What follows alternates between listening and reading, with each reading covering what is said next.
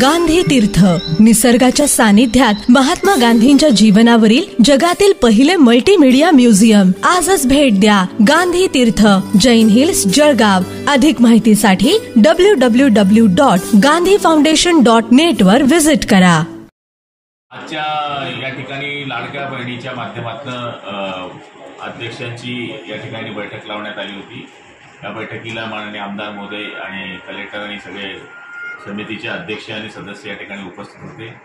त्याच्यामध्ये आढावा घेण्यात आला की या ठिकाणी किती सभासदांचे फॉर्म भरले गेले. तर 5 लाखाच्या वरती महिलांचे फॉर्म भरले गेलेले आहे. आणि माननीय मुख्यमंत्र्यांचा दौरा या ठिकाणी 13 ऑगस्ट असल्यामुळे त्याबद्दलही सगळ्या समितीच्या अध्यक्षांना माहिती देण्यात आली आणि कशा पद्धतीने हा दौरा आहे आणि आपण सगळ्यांनी काय भूमिका बजवायची आहे या बाबतीत सुद्धा या ठिकाणी समितीच्या अध्यक्षांना सूचना देण्यात आलेल्या आहे.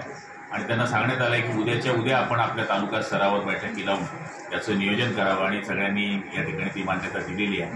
मला तरी असं वाटतं की राज्यामध्ये माननीय मुख्यमंत्र्यांचा दौरा या ठिकाणी लाडक्या बहिणीकरता महाराष्ट्रामध्ये जळगावमध्ये होतो आहे, ही आनंदाची बाब आहे. आणि हे होत असताना आपलं जे टार्गेट अचीव करायचं आहे ते जवळपास आपण अचीव करण्याच्या जवळपास पोहोचलेलो आहोत. त्यामुळे मी समितीच्या लोकांचं सुद्धा आम्ही सगळ्यांनी अभिनंदन केलेलं आहे.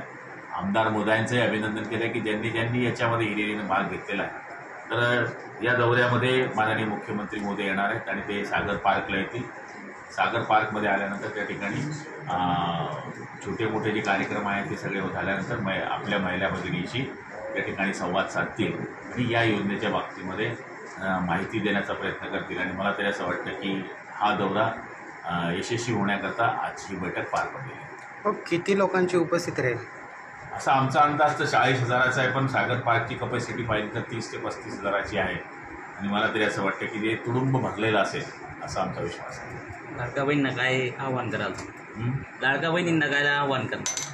बहिणींना एवढंच आव्हान आहे की आमची मंडळी किंवा प्रशासन शासनाची सगळे लोक आपल्या दरवाजी येत आहेत, आपल्याकडनं माहिती मागतायत, आपले फॉर्म्स भरण्याकरता हे करतायत. तर जी माहिती आपल्याकडे आहे ती त्वरित उपलब्ध करून द्यावी. आणि काही अडचण असली तर आमचे जे समितीचे अध्यक्ष आहे, समितीचे सभासद आहे, संबंधित आमदार आहेत, यांच्याशी आपण संपर्क साधावा जेणेकरून आपल्या अडचणीला ते त्वरित दूर करू शकतील. आणि याच्याकरता महिला सशक्तीकरणाकरता जे शासनाने धोरण आखलेलं आहे त्या धोरणामध्ये आपण सगळ्यांनी सहभागी व्हावं अशीच आम्ही महिला भगिनींना या ठिकाणी आवाहन करतो.